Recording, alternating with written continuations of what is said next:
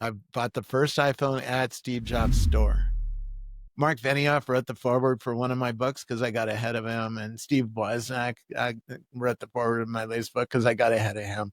Mhm. It's the dude's doing Neuralink. How do you get ahead of that?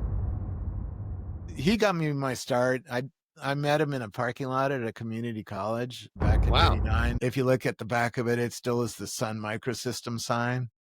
He did that on purpose to remind himself that this can all go away real quick. Yeah. Can you tell me about the team that lands the rockets back on Earth? And he's like, that wasn't a team. That's one guy. One thing I thought was really cool was that you were actually one of the first people to interview a young Mark Zuckerberg. And you did it a Yeah. couple of times between 2008 and 2010. So Yeah. what skills of his do you think have changed or haven't changed? He's a world leader now, right?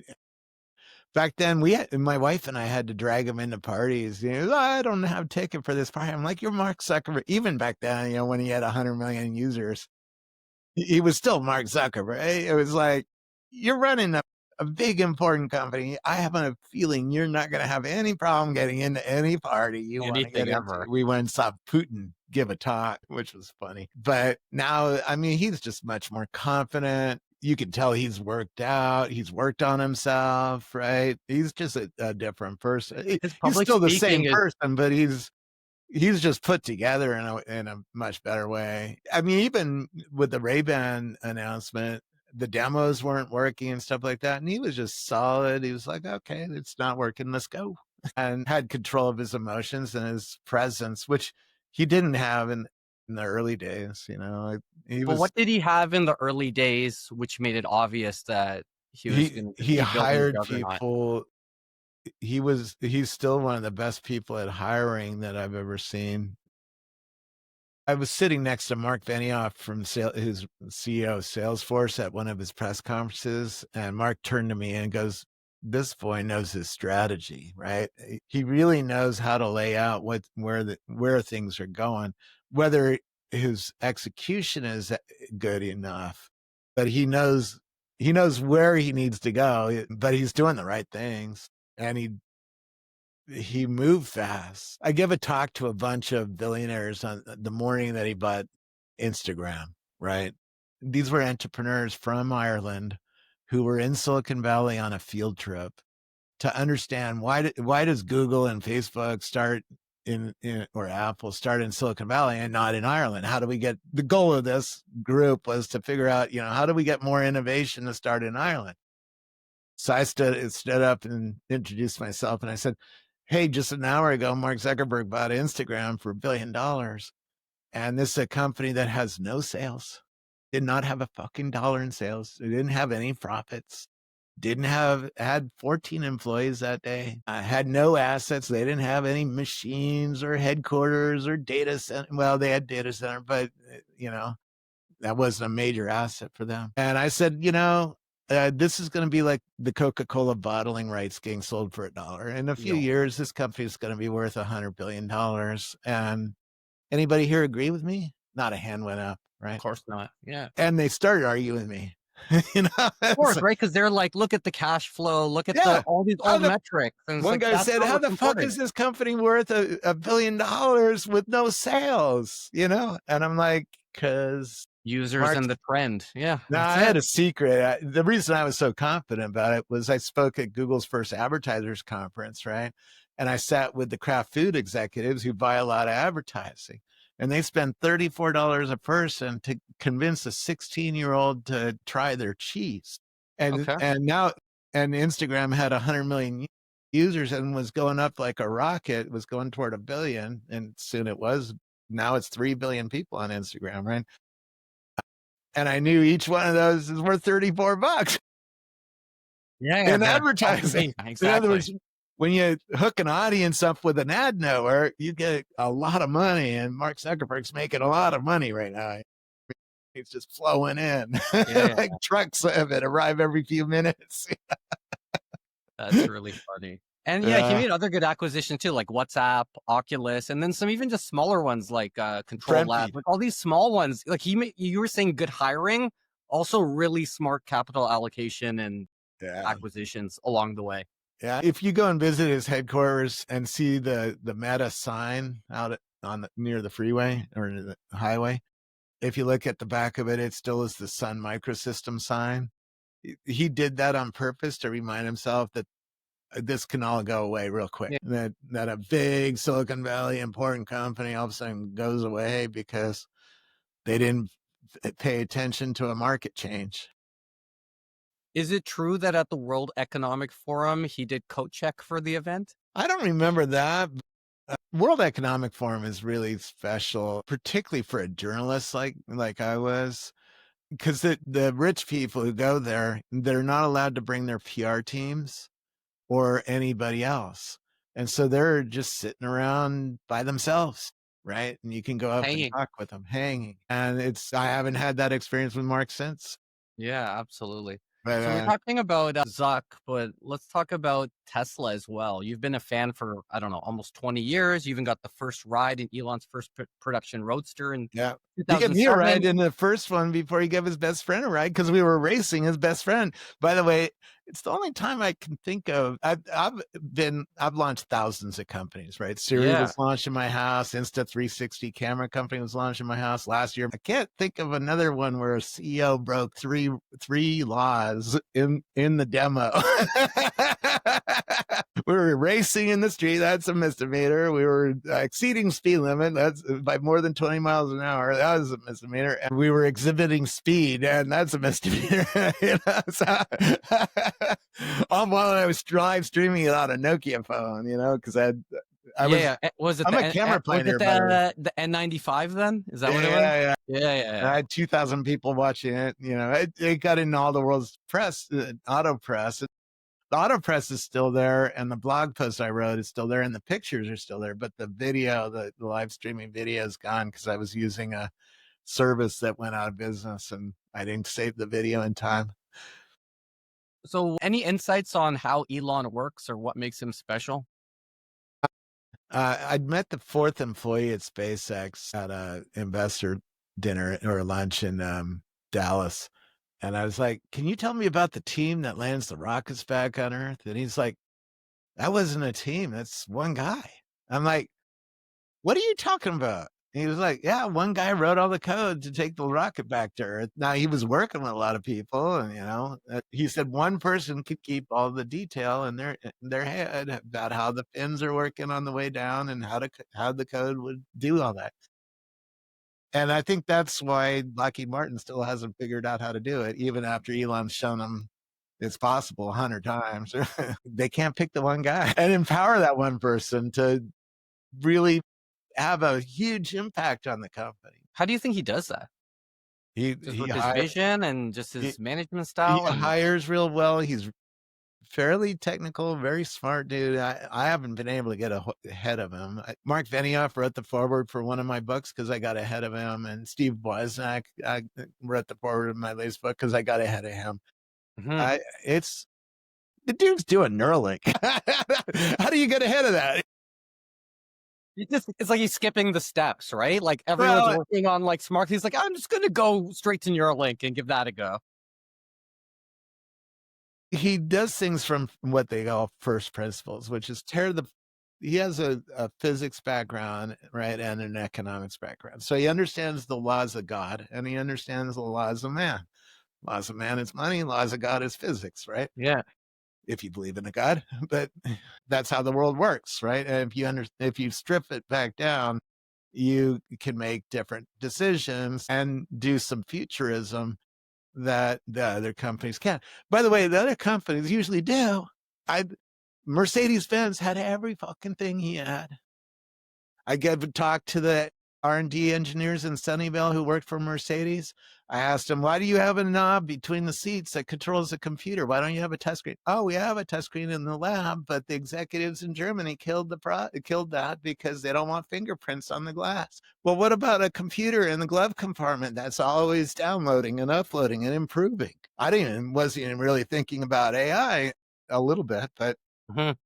back then computers never improved on cars, right? I had a Toyota Prius for a decade. It barely improved once, right? My car improves every week, right? For 8 years, every week. Yeah, basically, it got another update this morning, right? And they would be like, "Oh, well, our executives in Germany killed that project because they're scared of getting hacked." In other words, there's too much corporate risk for this new idea that they came up with in Silicon Valley, right? And this isn't the first time you've heard the story. Xerox PARC had the same story. Xerox had an R&D group here in Silicon Valley where they invented literally the entire fucking internet, in one building. And Scared to do it. GUIs and Adobe came out of there, 3Com came out of there, the Microsoft Word came out of there, a laser Wow, printer I at didn't know that. HP came out of there in one little building, right? And Wow. the executives back east were scared of it and thought it would destroy their business. And they didn't listen to the innovators and they killed the projects, and Mercedes killed the projects. Mercedes had digital dashboards. Our executives in Germany killed that project because our customer research shows people like knobs, which they do. I did the customer research. I went around America asking people about knobs and the attitudes about knobs in cars, to understand this problem. And now Tesla has digital events, and that's going to be a big deal in the robo-taxi. And Elon knew this 15 years ago. Yeah, I think what's Right. So he really had a impressive. vision in his head of how transportation would work if it was completely rethought. And then he just keeps at it until it gets there. And it's still not there, right? Robotaxi is not here without a human yet. And it's certainly not widespread. That's going to take He 5 was more years. he was willing to keep saying vision only and just do that for years. And then he also got everyone to pay for the cars, collect the data while they paid for it. Like he did things in We did such the AI training. We paid for the R&D. The customers did. I mean, he's a brilliant we paid dude. for, yeah, and I have a Tesla and I'm super happy to do that for him and Me give me the too. data. Improve the product for me. I'm okay with that. And guess what? If your car runs a stoplight and you hit the brakes and say "fuck" and start talking to the car, what the hell? You just tried to kill me, right? Well, you made my car better too, right? Agreed. Yeah. So we have a network effect. The The car team. just keeps Yeah, getting better and better and better and better until it gets good enough that it can drive itself, right? And it's really close to that. If you have FSD, but what is it about lists that gets you going? I want to work on a certain kind of thing and a list, a playlist in music, Yeah, a list in Twitter. If you want to watch 100,000 people, if it's in one feed, it's too chaotic and too noisy. It's not focused on one thing. But if you want to learn about robotics, a list of people who are in the robotics industry is a better way to look at robotics today, or customer service. If you find all your favorite people on X who talk about customer service all day long and put them in a list, all of a sudden you're going to get really good customer service tips in a list, right? And so I think about in that way, how do you simplify information? And humans like lists. If I see somebody new I haven't seen before, I'll put them in a list. for I'll try to sure. figure out who they are and put them in a list, right? And that way I can see the world from different points of view. I have Love it. climate scientists in one, so if there's a storm coming toward my house, I can Ah, see you what can all the index scientists were on saying that about side. that, Yeah, right? yeah, yeah. Yeah. All right. We were talking about Gary V. Fact or fiction? You went wine tasting with him in Sonoma Yeah, in the early days when nobody knew who he was, which when he is was the wine guy. yeah, because his dad moved to America with $100 in his pocket and worked his ass off and eventually got the money to start a wine store. Now it's a huge wine store in New Jersey and selling, I don't know, tens of millions of dollars of wine a year, right? It's like a Bev and Mo. I visited his store. It's pretty amazing near New York. And so then Gary, when he was a kid, his dad made him work from the bottom up inside the business. So he had to start in the basement packing ice and doing grungy work, and eventually got to the place where he ran corporate sales, i.e., sales for rich people. So a rich person would call up, I need 100 bottles of this kind of wine or something like that, right? I'm looking for an extraordinary bottle of wine for my Yeah. collection or something like that. And so Gary had to learn the high end part of wine in a deep way. He took me and a couple other guys wine tasting in Sonoma.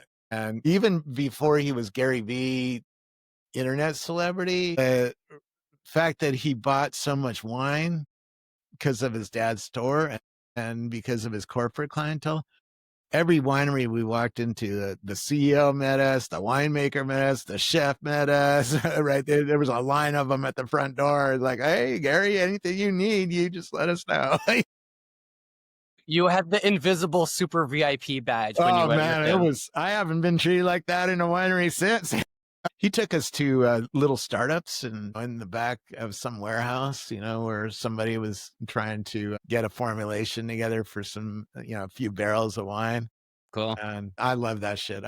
I love people trying to build something from nothing. Yeah, build something from nothing and just do it with enthusiasm, and it's exciting to them, right? Well, and try to find something different to do than the big companies, because you're trying to, find a new path through life, have a product that's better than theirs. And so, yeah, that was pretty special. And we had winemakers make us lunch in the middle of their vineyards and stuff. It was pretty special. But he did a show so when we got to the chalet, and I forget the winery now at the moment, I'll think about it in a minute. But when we got there, the owner gave us the keys to his new chalet. He just built a chalet for a dozen people to stay in and stuff like that. And he said, "Oh, I left you 12 cases of wine in the kitchen." Kevin Rose was one of the other people there, and me and Kevin looked at this guy, looked at each other. Does this guy know what we could do? And we turned to him because we both have famous blog. Back then, my blog was really fairly famous, and so Yeah. was Kevin Rose. He ran Dig, and so we turned to him and go, "We could have a party here tomorrow night with a couple hundred people if Nice. you let us do that." And he goes, "That's why I left you the wine in the kitchen." And I'm like, Wow. and so yeah, we wrote on X or Twitter back then and said, "Hey, the party tomorrow night in Sonoma with Crazy how Gary quickly V." that could happen, right? Just a couple of tweets. People drove from around California to come to this party, and it was awesome. And then he did a show right in the middle of the party, and he dissed the wine from the guy who just gave us all this stuff. And That's funny. that got me to go, this guy is legit, man. He's willing to call somebody out even after he got a bunch of free shit from him. Right? Wow. Yeah. It's like a high standard there that he didn't Yeah. want to discount just because he got the favor, right? Yeah, I Yeah. respect that. Yeah. And I was like, "Oh, okay, you're gonna be honest even if you get free shit." That doesn't happen often. Yeah. No, and that's what built his brand, right? His media brand is like, No BS. yeah. And now he has, I don't know, 1,600 employees working for him doing Wow. social media for companies. Yeah. What's a contrarian or hot take about why tech founders succeed or fail? Well, I study companies who fail. For instance, when Microsoft first started up, they didn't have an operating system. They weren't an operating system company. They didn't have a Microsoft Office or anything like that. They had a basic compiler. And IBM, back in '79 came to him and said, "Hey, we're building a personal computer to compete with Apple II because we see the Apple II selling like hotcakes. So we want to get in that market now because Apple proved that there was a market which nobody believed in, right?" And Bill's like, "Go and see Gary Kildall down in Pacific Grove, who runs DRI Research. He has the best operating system." Which was true. Back then, CP/M, my dad bought a $2,000 memory card for our Apple II to run CP/M, just to run CP/M, this operating system, right? And Gary Kildall fucked it all up because IBM came down to them. They went twice, by the way, and they just couldn't do a deal.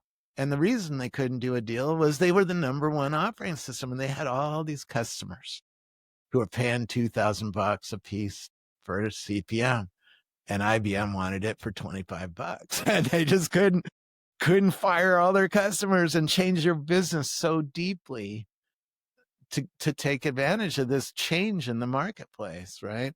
And Bill finally figured it out and found a copy of. I interviewed Tim Patterson, who wrote DOS Yeah. last year, and I've like one of the only videos he's ever done. And he was inspired by the CP/M. Okay. He even built the API names the same so that you could run DOS software or run CPM software on his operating system. He sold that to Bill Gates for $55,000, something like that. And that became DOS. That became the operating system for the PC. What Bill did was his dad was a lawyer and he wrote the contract with IBM very smartly and the contract with Tim. He really took advantage of Tim, didn't give Tim very much money. Uh, he's done all right, but Tim's not Bill Gates. This is And not as well as Microsoft, but sure. yeah, and Bill wrote the contract with IBM that he could sell DOS to other manufacturers. And that was the key that made DOS a big thing. But DRI research is gone now. And so there's so many stories like that. I interviewed the head of the CEO of Nokia and RIM BlackBerry the day that Steve Jobs came out with the iPhone. And the thing that sticks in my head is their arrogance that they thought Nokia CEO told me, those guys in Cupertino don't know how to anything about making a phone, which is true because one of my best friends, Andy Grignon, was one of the 12 guys who started the team. And Steve Jobs forbid him from hiring anybody who had worked on a phone. He wanted completely fresh Smart. thinking. And this is sort of like Elon. He wants fresh thinking. He doesn't want to hear that's not possible. I want to fucking figure out how to do something new. And yeah, it's just arrogance kills companies, and then existing customer and unwillingness to change kills companies. And you're going to see that in the auto industry because the auto industry is about to deeply change. I've been interviewing Waymo customers to understand this change because I wrote books about robotaxi, right? And they all tell me I'll never buy a car again. That's a huge change. I'll never take an Uber again. That's a huge change. And I'll never drive again. That's a huge change. And normal people can't wrap their head around that if they haven't had a ride in one. For decades, the auto industry has been selling the joy of driving. So it sounds like it's I got a fun question here. What is your Mount Rushmore? 4 founders who you think will be household names but are currently under the radar. Wow, that's an interesting one. Whoever wins in humanoid robots, and it might be Elon, but it might not either. And there might be somebody who comes along and disrupts Tesla and does it better and cheaper and builds a brand that Tesla can, or finds a robot that people attract to. That's going to be a tough one. Whew. I don't think of him like that. Mehul, who started the Matic robot company, he rethought vacuuming robots. He's just, if you watch the video I did, I talked to him for an I hour. did. I'm in Canada. They don't ship here yet. I tried to buy one already. I'm Yeah. waiting. And I just like his entrepreneurial journey, how he looks at his competitor and tore apart each one and knew what was good and bad about his competitor, and how he rethought everything about the robot to fix those problems. I just that it's just the kind of entrepreneur you like to see, and seems like a nice guy. It's nice to me. and and has a team that does it and then goes on and does it and ships a product that's wins awards and gets great press and everybody loves it. That's the dream. I mean, is he going to be, a Mark Zuckerberg, a big There's legendary figure in 10 years? I don't know, but I don't think that matters. He's going to have a very successful business for a long time. okay. Fair enough. Yeah, I was thinking more, I guess, more staples in the tech community than your average person knows about them. Yeah, well, most people don't know this guy named Mayhew. Exactly. That's what I'm saying. Most people don't know what a Matic robot is. Those only sold a few thousand, but you know, I don't worry about that. That'll take care of itself over time because the company will just keep But it growing. sounds like based on when you're saying robots, you think that the winner of specific trends will be the household names. Yeah, that's what made Mark Zuckerberg Mark Zuckerberg. There was social media before Facebook. He came along with a better product at the right time and executed and better. He had better. I interviewed MySpace's CEO before Mark Zuckerberg passed him. Wow. MySpace was the dramatic, big social media leader of the day, but they were in LA and they didn't have good tech talent and they couldn't scale up and fix their problems. And their customer was a noose around their neck again because they had a much more chaotic homepage, which people liked to sort of, to be able to put some personality on your profile. And Mark is like, no, you're not allowed to do that. You got to use one font. It got to look Consistency. clean and professional, right? It got to look like a white pages directory, it could be and that's what most people wanted was, a Rolodex like that. And that's what drew Facebook up. And yeah, it's, you got to play the game that is being played, and the winner of the game that's being played. And right now the game is humanoid robots and holodecks, autonomous cars, and that's the game. Who is going to be the winner out of those games is going to be somebody you're going to hear about in the news a lot, right? And that's For sure. or see on X a lot or see on TikTok a lot, right? And right now that's Elon. Still Elon. By the way, you asked me earlier about what Elon's one of the few people, entrepreneurs who taps into my childhood in a deep way, right? I used to have a sandbox with digging things. Well, now he has a boring company. I used to shoot rockets, little Estes rockets. He makes big ones, right? I used to run a Las Gas Ferrari and dream about having a fast car someday. That's Tesla, right? He just, he taps into the, superhuman. You want to be a superhuman? That's my Yeah. thing, and so he taps into deep childhood memories in most of us in a way that very few people do. I think he's tapping towards his deep childhood memories, and we're all connected by that. Because we all have similar memories, right? Did Yeah, of did you have a sandbox in your house, or Of course. Yeah. yeah? Of course. Did you dream about going in Superheroes. rockets? I'm still into superheroes. I have it all around this office here. Yeah, Right? that's Like, yeah, Neuralink, nothing right? changed. And he just builds it, and where the rest of us are like, do something else, But he builds, these companies that tap into that. So, Cool. and he does well with them. That's an understatement. It could have gone wrong in many ways. In 2018, Tesla almost went bankrupt building Model 3, right? And SpaceX almost went bankrupt. If they had a couple more rockets blow up, they would have been bankrupt and gone. That's the other thing. And you recognize an entrepreneur that's stared death in the face and It's kept okay with that. Yeah, kept it it's okay with going, kept Yeah. it going and figured it out, and got lucky maybe, but you Of don't course. get lucky 6 times, but right, but yeah, a little luck helps, right? It's he makes luck too, but it's the whole package with Elon, right? And now he's a little crazy off in the weeds in politics, and we're having to figure that out. But That's too hard. Let's just work on Neuralink. that's just scary. I'm going to throw some images on the screen All right, and tell me if it's a highlight or a low light. oh boy, You see that on your screen? yeah, that's me interviewing Mark Zuckerberg in the early days in their headquarters.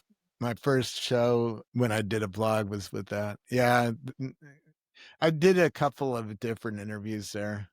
Somebody who was actually in the background wrote me one time. During the interview, there was somebody flying a little helicopter drone behind us, which I found highly entertaining. It's like, I like this company. Yeah. Highlight or low light? Highlight. Highlight? Oh, all right. Next one here. Highlight. That's Elon Musk in the first Tesla. Yeah, you can see the serial number there. That's super Yeah. cool. Yeah, and that even just the photo is really cool too. Yeah, I took the picture on a Canon EOS, that was my Nokia phone, maybe. Yeah, good time. Next 20 years, probably a bit of a gag one. Someone made a Magic the Gathering card about you. Yeah, I went to South by Southwest 25 times, and people would do shit like that for me, and it's really a blessing. People Yeah, that's see cool. that you're important enough to make cards and games about and memes and stuff. As someone who grew up on Magic the Gathering, I was like, I got to throw that in there. All right, next one here. That's me and my son waiting in line to buy the first iPhone at Steve Jobs' store in Palo Alto, California, which is where Steve Jobs actually came. And that's the first day the first iPhone was being sold. And so, yeah, So that's you got the first iPhone that was being sold? I bought the first iPhone at Steve Jobs' store, his personal store. How Uh, long did you have to camp out for? 36 hours. No way. Oh, Yeah, man. yeah, Okay. yeah. Now you have to camp out longer sometimes. But the first one was, yeah, we were first in line. My son was actually first in line. He got interviewed by CNBC 16 times that day.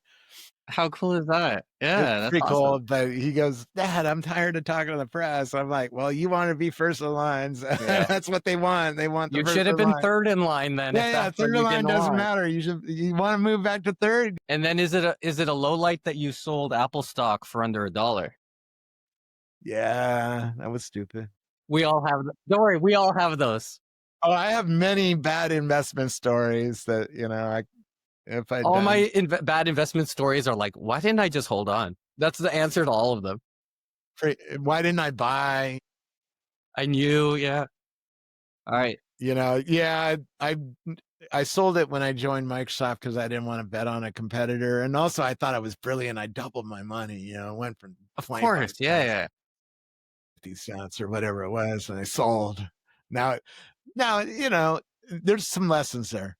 If you do something stupid like that, there's always more opportunity. So stop looking backward at your failures There's and look for the unlimited opportunity. Things that the right. world's growing. I bought Apple at $48. Warren Buffett bought it at 80, and that So was you're pretty good. good. And now it's what, 300 bucks or whatever it is. So it's you can buy back in. All right. And the last one here. Yeah, it was. He gave us a tour through the Computer History Museum, which is like walking through his childhood, because in the early 1970s, computing went from big machines and big corporations to personal computers in the 1970s. And he walked us through the different computers he used. And the video's up on YouTube, on my YouTube somewhere. And it's pretty That's the special. video. Yeah, it's pretty special. He got me my start. I met him in a parking lot at a community college back in Wow. '89 because I was Apple's first child laborer. And back in 1978, my mom got a job from Hildy Licht here in Silicon Valley, who runs a contract manufacturing business. And she hired housewives in Silicon Valley to build motherboards for various companies. And my mom, we lived in Cupertino, California, which is a mile away from where Apple started. And we built, I don't know, hundreds of Apple II motherboards in 1978 in our kitchen. Put them in our dishwasher even. We washed them all off in our dishwasher. And I learned how to solder on those things. And back then there was that was like alien technology of the day. You got this motherboard that was gold and science fiction-y. It looked like out of the future compared to everything else in my life. I mean, we had a rotary phone and a black and white TV, right?